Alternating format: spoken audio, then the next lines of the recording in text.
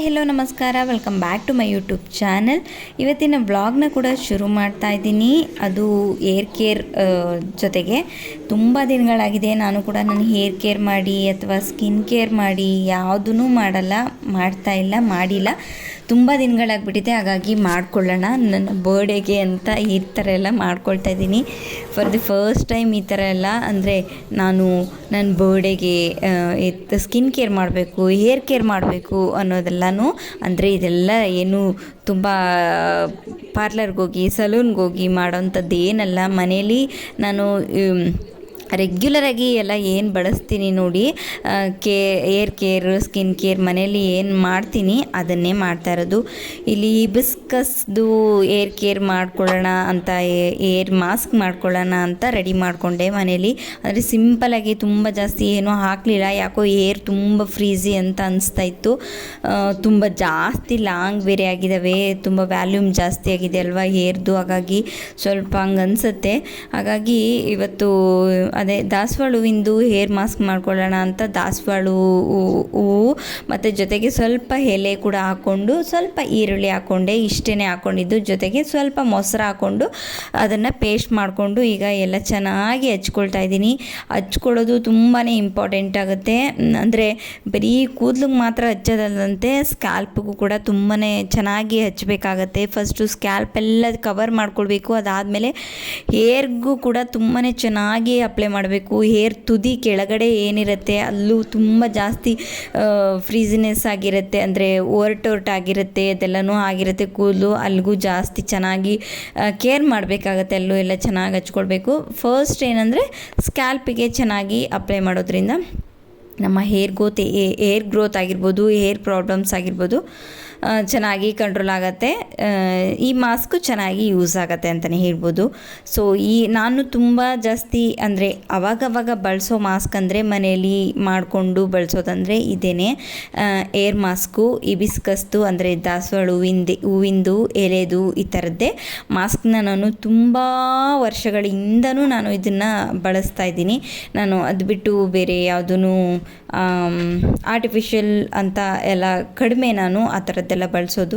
ನಾನು ತುಂಬ ವರ್ಷಗಳ ಹಿಂದೆಯಿಂದನೂ ಇದನ್ನೇ ಮನೆಯಲ್ಲಿ ಮಾಡಿಕೊಂಡು ನನ್ನ ಕೂದಲಿಗೆ ಆರೈಕೆ ಮಾಡೋದು. ಸೊ ಈಗ ಚೆನ್ನಾಗಿ ಎಲ್ಲನೂ ಅಪ್ಲೈ ಮಾಡಿದ್ದಾಯಿತು, ಕೂದಲಿಗೆ ಮತ್ತು ಸ್ಕ್ಯಾಲ್ಫಿಗೆ ಎಲ್ಲದಕ್ಕೂ ಅಪ್ಲೈ ಮಾಡಿದ್ದಾಯಿತು. ಈಗ ಅದನ್ನು ಎಲ್ಲನೂ ಚೆನ್ನಾಗಿ ನೆಂದ್ಕೊಳ್ಳೋಕೆ ಬಿಡಬೇಕು. ನೆಂದ್ಕೊಂಡು ಸ್ವಲ್ಪ ಅದು ಒಣಗಬೇಕು, ಅಲ್ಲಿ ತನಕ ಚೆನ್ನಾಗಿ ಕಟ್ಟಿಬಿಟ್ಟು ಹಾಗೆ ಬಿಟ್ಬಿಡ್ತೀನಿ ಅದನ್ನು. ಅಂದರೆ ಬಿಸಿಲಲ್ಲಿ ಕೂತು ಅಥವಾ ಗಾಳೀಲಿ ಕೂತು ಆರಿಸೋದೇನು ಬೇಡ. ನಮ್ಮ ಪಾಡಿಗೆ ನಾವು ಕಟ್ಟಿಬಿಟ್ಟು ನಮ್ಮ ಪಾಡಿಗೆ ನಾವಿದ್ದರೆ, ಅಂದರೆ ನಮ್ಮ ಕೆಲಸ ಮಾಡ್ಕೊಳ್ತಾ ಇದ್ದರೆ ಅದು ಆರ್ಕೊಳ್ಳುತ್ತೆ. ಸೊ ಚೆನ್ನಾಗಿ ಹಿಡಿಯುತ್ತೆ ಕೂದಲಿಗೂ ಕೂಡ. ಏರ್ ಪ್ಯಾಕೆಲ್ಲ ಹಾಕ್ಕೊಂಡಿದ್ದಾಯಿತು, ಚೆನ್ನಾಗಿ ನೀಟಾಗಿ ಎಲ್ಲ ಕೂದಲೆಲ್ಲ ಎತ್ತಿ ಮೇಲ್ಗಡೆ ಬಂದ್ ಮಾಡ್ಕೊಂಡಿದ್ದಾಯಿತು. ಈಗ ಬೇರೆ ಕೆಲಸಗಳಿದ್ದಾವೆ ನನಗೆ ಮಾಡೋಕ್ಕೆ, ಹಾಗಾಗಿ ಎಲ್ಲ ಮೇಲ್ಗಡೆ ಎತ್ತಿ ಕಟ್ಕೊಂಡು ಅದರ ಪಾಡಿಗೆ ಅದು ಹಾರ್ತಾ ಇರುತ್ತೆ. ಅಷ್ಟರಲ್ಲಿ ನೋಡ್ತಾ ಇರ್ಬೋದು ಲಾಟಾಗಿ ಬಿದ್ದಿದ್ದಾವೆ ಪಾತ್ರೆಗಳು ಇವತ್ತು ನಮ್ಮ ಮನೇಲಿ. ಅಂದರೆ ನಿನ್ನೆ ದುರ್ಗಕ್ಕೆ ಹೋಗಿದ್ವಿ ಅಲ್ವಾ, ನಾವು ಮನೇಲಿ ಇರಲಿಲ್ಲ. ನಾನು ನಮ್ಮಮ್ಮಂಗೆ ಕಂಟಿನ್ಯೂಸ್ ಆಗಿ ನಮ್ಮಮ್ಮಂಗೆ ಒಂದು 3-4 ಡೇಸಿಂದನೂ ಹೊಲ್ದ ಹತ್ರ ಲೇಬರ್ಸ್ ಬರ್ತಾ ಇದ್ದಾರೆ, ಹೊಲ್ದ ಹತ್ರ ಕೆಲಸ ಇದೆ. ಹಾಗಾಗಿ ನಮ್ಮಮ್ಮ ಬೆಳಿಗ್ಗೆ ಎದ್ದು ಅಡುಗೆ ಮಾಡಿಕೊಂಡು ಲೇಬರ್ಸ್ ಹತ್ರ ಹೋಗ್ತಾ ಇದ್ದಾರೆ. ಹಂಗಾಗಿ ಫುಲ್ಲು ಪಾತ್ರೆ ಎಲ್ಲ ಸಿಕ್ಕಾಬಟ್ಟೆ ಬಿದ್ದುಬಿಟ್ಟಿದ್ದಾವೆ. ಇವಾಗ ಸಿಕ್ಕಾಬಟ್ಟೆ ಬಿಸಿಲಿದೆ ಬೇರೆ ಅಲ್ವಾ. ನಮ್ಮಮ್ಮ ಹೊಲ್ದ ಹತ್ರ ಹೋಗಿ ಬಂದು ಫುಲ್ ಸುಸ್ತಾಗ್ಬಿಟ್ಟಿದ್ದಾರೆ, ಹಂಗಾಗಿ ಎಲ್ಲ ಹಂಗಂಗೆ ಬಿಟ್ಟಿದ್ದಾರೆ.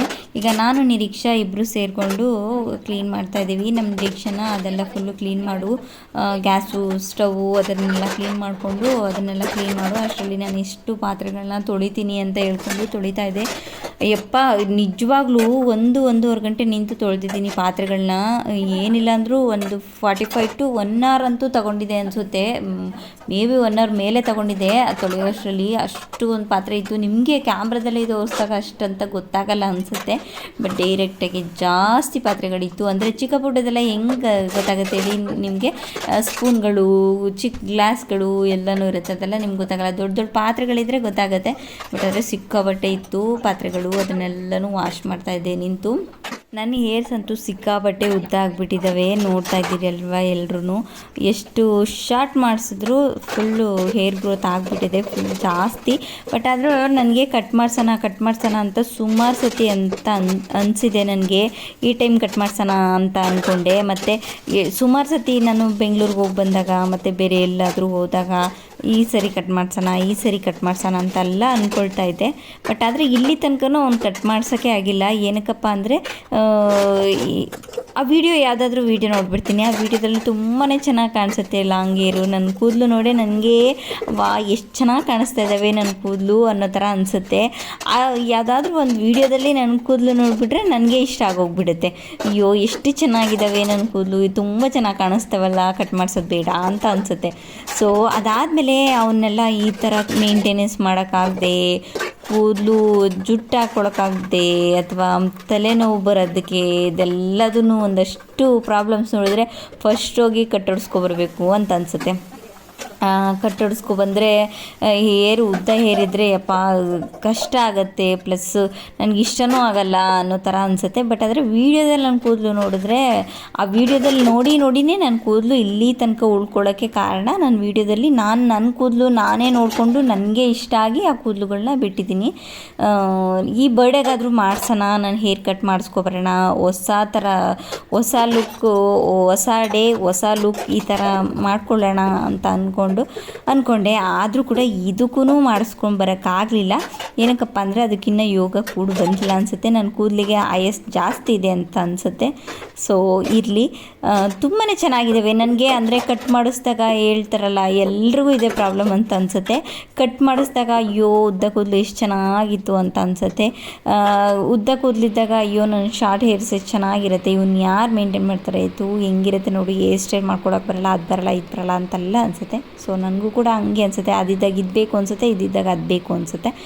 ಈ ಥರ ನಡೀತಾ ಇದೆ ನನ್ನ ಕೂದಲು ಕತೆ. ಸೊ ಈಗ ಒಂದು ರೌಂಡ್ ಸ್ನಾನ ಮಾಡ್ಕೊಂಡ್ಬಂದಿದ್ದಾಯಿತು. ಮಾಡ್ಕೊಬಂದು ಈಗ ಫೇಸ್ ಪ್ಯಾಕ್ ಕೂಡ ಹಾಕ್ಕೊಂಡಿದ್ದೀನಿ, ಅಂದರೆ ಕಾಫಿ ಫೇಸ್ ಪ್ಯಾಕ್ ಹಾಕ್ಕೊಂಡಿದ್ದೀನಿ. ಮನೇಲೆ ಕಾಫಿನ ಅಪ್ಲೈ ಮಾಡ್ಕೊಂಡಿರೋದು. ಸೊ ಇಷ್ಟ ಆಗಿತ್ತು ಇವತ್ತಿನ vlog. Thank you for watching this video. Love you all. ಮತ್ತೊಂದು ಹೊಸ ವಿಡಿಯೋ ಜೊತೆ ಸಿಗೋಣ.